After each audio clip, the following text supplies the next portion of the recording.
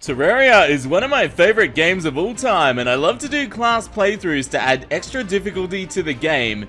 That said, what if we challenged ourselves to do something absolutely crazy in a game that's all about mining? How's it going, crew? This is Happy Days, and today we're going to see if we can beat Terraria without mining a single block. Now, before we get started, we need to lay out the ground rules so we're all on the same page for this challenge. As the title of this video states, today we're going to try and beat Terraria without mining any blocks, so this means I can't use the pickaxe to dig up blocks such as dirt, stone, or ores. Explosives such as bombs, dynamite, and rockets essentially mine blocks too, so they can't be used either. Actuating blocks is technically not mining, but I won't be doing that either in the spirit of this challenge.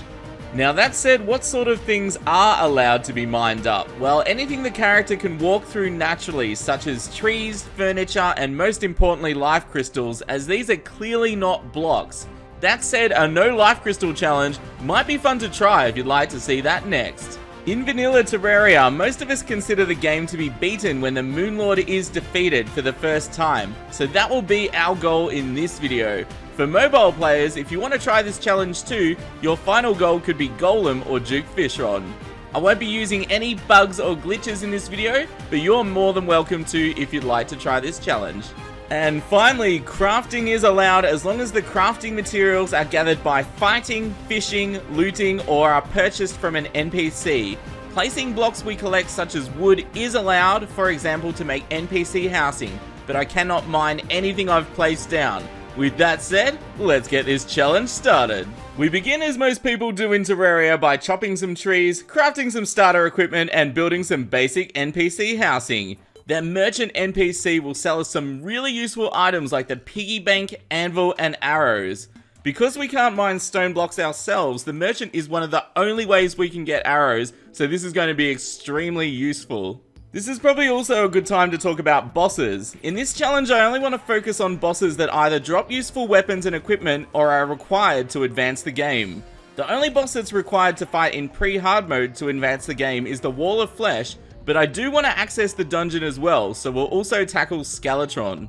In hard mode, the required boss fights are the 3 mech bosses, which enables PLANTERA bulbs to spawn, then we fight PLANTERA, which drops the temple key, GOLEM, which spawns the cultists, and finally the lunatic cultist, which spawns the celestial pillars, and then the Moon Lord, which is our final goal. After collecting some gel for torches, we want to find some natural cave entrances to start exploring. Pots can be smashed to provide some easy loot early on, and most underground cabins have doors so we can access the treasure inside without having to mine any of the blocks. For those wondering, I'm playing on a large world size in normal mode. The reason for the large world is that we have more chances to find natural cave paths to spawn leading to places like the Underworld, as well as plenty of opportunities to find loot without mining any blocks. As we can't mine up any gems to make a hook, we'll be looking for other mobility items such as Hermes boots, bottle items to give us double jump, and even a spider biome chest that has a guaranteed web slinger hook. Lastly, I'll head to the edge of the world to farm Goblin Scouts to craft the Goblin Battle Standard. This is more a personal preference, but I'd like to unlock the Goblin Tinkerer NPC so I can reforge items and combine accessories during this adventure. Now that we've gotten some life crystals and basic equipment, we'll start to get ready for the Wall of Flesh. I'm going to go for a combination of necro armor, the Hellwing bow, and grenades, all of which can be crafted, looted, and purchased respectively. Firstly, to defeat Skeletron easily, we'll need about 300 HP, any basic wooden armor, and a nice strong weapon. Water bolts can easily defeat this boss using the bouncing walls trick, but that's only if you're lucky and find a water bolt near the top of your dungeon. Otherwise, a bow loaded with fire arrows, some grenades, or even a mini shark will provide you an easy, but kinda slow way to win the battle. Our main goal in the dungeon is to find a shadow key. Hopefully we'll find the Goblin Tinkerer NPC down here too. You could probably get away without reforging for this challenge, but perhaps if you come up with an evil challenge like not using life crystals, reforging would be more of a necessity. This is a great chance to grab some power-ups such as the Cobalt Shield, Blue Moon, Miramasa, and any other golden chest you can get your hands on. Next, we're making our way to the Underworld.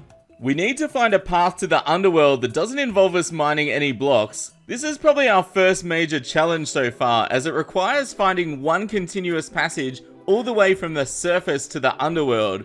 The best place to start looking is the jungle. This biome tends to have large open areas that you can easily explore and several minecart tracks connecting passageways together. I was looking around my jungle for ages and I got close a few times, but there were these gaps I just couldn't squeeze through. So I went back to the dungeon to get some more loot and I noticed that teleportation potions were in some of the chests. In fact, teleportation potions can appear in any chest in the cavern layer of your world. I managed to get 4 of them from the dungeon, so I decided to give them a go, and while the first 2 put me on the surface and the tiniest room ever, the last potion put me deep in the jungle, so I followed the path. After a quick look around, I saw the path opened up into the underworld, which was amazing. The dangerous part now is that I can't guarantee I can get back to this location, so I can't afford to die, and because I'm a silly chicken, I've got to bring a bed to make a spawn point down here. A while later, I'd used all the wood I had on me to make some platforms and managed to farm a voodoo doll from the demons that were attacking me. Thankfully, we still have some grenades left over from the Skeleton battle, which are useful against the Hungries. The handgun we found in the dungeon attacks very quickly, so as long as we can aim at the eyes, we can do lots of damage. One major issue I have is that there's actually an obsidian building blocking my path and I can't mine out the blocks. The only option I have left is to let the wall of flesh actually bash into me and drag me past the blocks. This makes this fight kinda dangerous now, as I'm fighting in an area I haven't explored yet with no platforms to run on. Still, we managed to keep blasting away at the crazy wall, and in a bit of a clutch victory, I managed to defeat it just before we were thrown into the lava. Now that we've officially begun hard mode, there's a few power-ups we can get straight away, and most importantly, we can grab them without mining any blocks. As we haven't battled the Queen Bee, we can't buy leaf wings from the Witch Doctor, and we can't get the jetpack from the Steampunker until she spawns after we defeat a mech boss. So we've got 2 choices here. I can either fish for crates until we get enough hard mode bars to make an orichalcum or mithril anvil and craft one of the various sets of wings, or just fight our first mech boss without wings.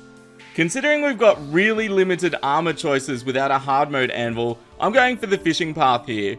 I'll craft a ranger set of whatever armor I can get enough bars for. If you were really patient, you could fish for the top tier titanium and adamantite bars, if you wanted to.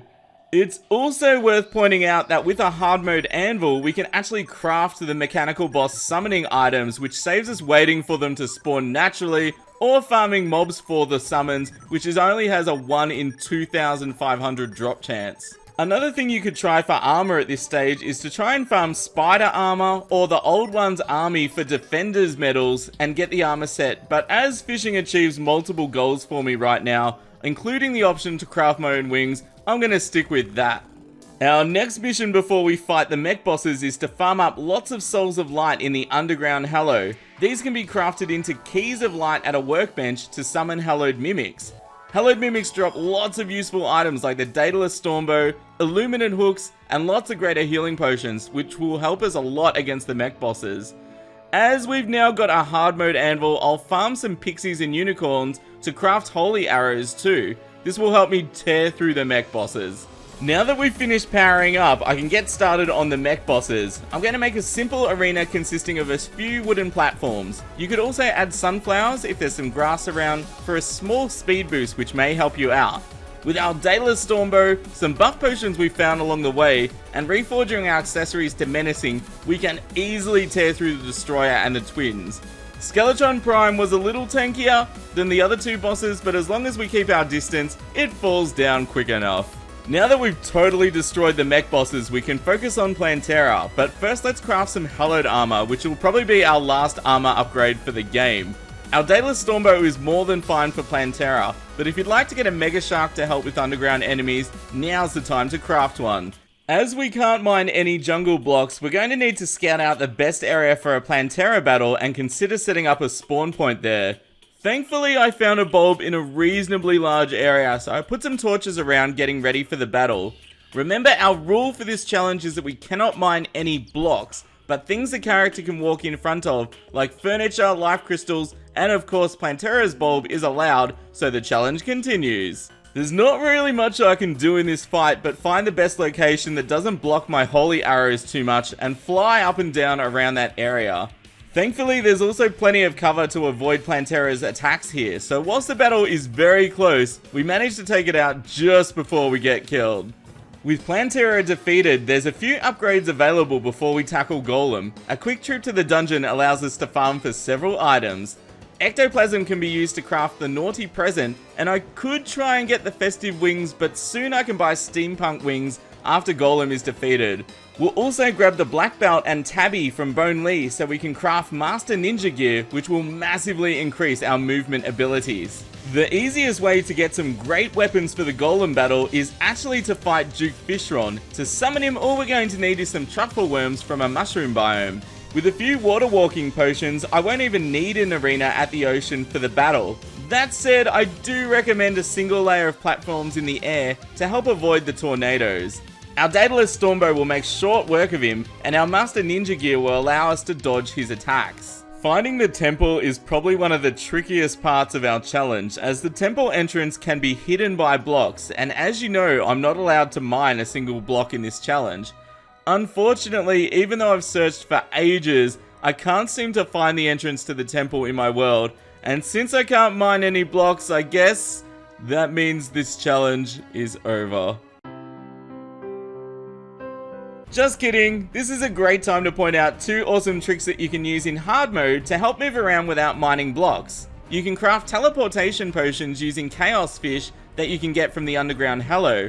Another, perhaps more reliable option is to take the time to farm for a Rod of Discord. The Rod of Discord drops from Chaos Elementals with a 1 in 500 drop chance or 0.2%. Although it's going to be painful to farm for this, like really painful, the Rod will allow me to teleport into the temple now that Plantera has been defeated.